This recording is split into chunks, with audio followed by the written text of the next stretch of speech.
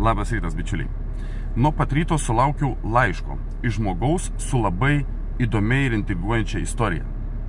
Bet prieš tai, bičiuliai, paprašysiu pasidalinti šito video, paspausti, sekti, kas dar to nesate padarę ir būtinai uždėti laiką, kad tokias istorijas pamatytų kuo daugiau žmonių ir mažiau žmonių liktų pasimovę. Nu, o dabar prieikim prie istorijos. Esmė tokia, kad žmogus rašo man laišką, pirko automobilį iš vienos Kretingos aikštelių, automobilį pirko su lietuviška techninė apžiūra ir perekupas, aišku, deklaruoja, kad automobilis yra visiškai tvarkingas ir paruoštas eksploatacijai. Na ką, nauja technikinė, žmogus pravažiavęs su tuo automobiliu, nieko blogo nepastebėjo, nusipirko jį, grįžo namo, ant kitos dienos nuvažiavo pasikeisti tepalus. Servise pakėlus automobilį, darbuotojai išsigando. Tai defektai. Visų pirma, abu slenksčiai visiškai kiauri, rankas gali kišti. Antra, spiroklė lūžus, amortizatorius išbėgęs, dar ten kažkas buvo, dabar tiksliai neatsiminsiu, nes labai ilgas laiškas. Esmė tokia, kad su tokiais defektais techninės apžiūros praeiti niekaip negalėjo. Žmogus, išsitraukęs iš automobilio tą žalią lapą technikinės, pagal štampo numerį susekė, koks darbuotojas atliko tą techninę apžiūrą. Pasirodo, kad perekupas iš Kretingos varė tą automobilį į Kelmę. Kelmei buvo nupirktas techninis lapas. Žmogus tam darbuotojui iš techninių apžiūrų paskambino. Tas, aišku, persigandęs, siūlė jam susitikti ir, kaip sakant, viską gražiai užglaistyti.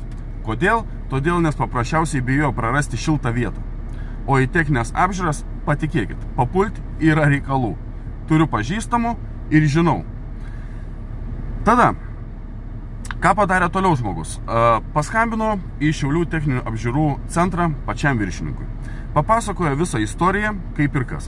Viršininkas sako, atvaryk automobilį į techninę apžiūrą, Šiauliuose, norim pasižiūrėti. Žmogus atvažiavo, pasikėlė tą automobilį, techninė apžiūroje viršininkas, irgi apakęs, kaip galėjo būti duotas techninis apžiūros lapas, žalias, ne baltas, kai yra tokie defektai. Esmė tame, bičiuliai, kad tas darbuotojas prarado darbą. Ir galiu pasakyti vieną dalyką. Tokių istorijų esu girdėjęs ne vieną ir tikiu, kad dabar tie, kas žiūrite mane, buvo ir jums taip pat. Tai tokiu atveju netylėkite, bičiuliai. Nes kuo daugiau tylėsite, tuo daugiau tokių atvejų, kaip sakant, pasitaikys.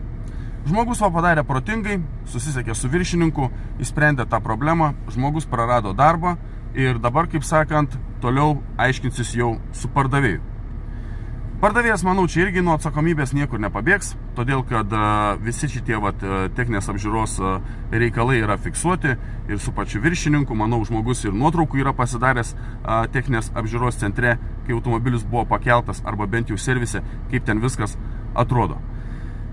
Taigi, bičiuliai, netylėkite, viešinkite tokius dalykus, patikėkite, visi tokie aferistai labiausiai ko bijo, tai viešumo. Žinau, ką sakau ir paklausykite manęs. Na, o dabar, bičiuliai, išvados kokios.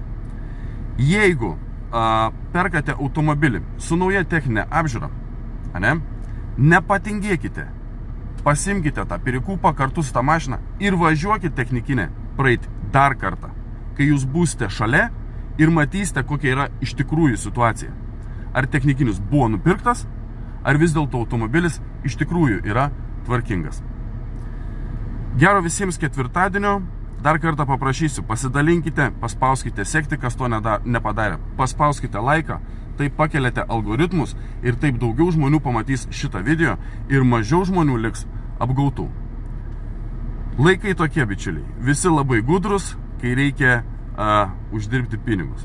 O kalba, žinot patys, kai eina apie automobilių pardavimą, pinigai uždirbami yra tikrai dideli ir dažnu atveju, va kaip šis, užlauža. Gražios dienos ir gerų darbų.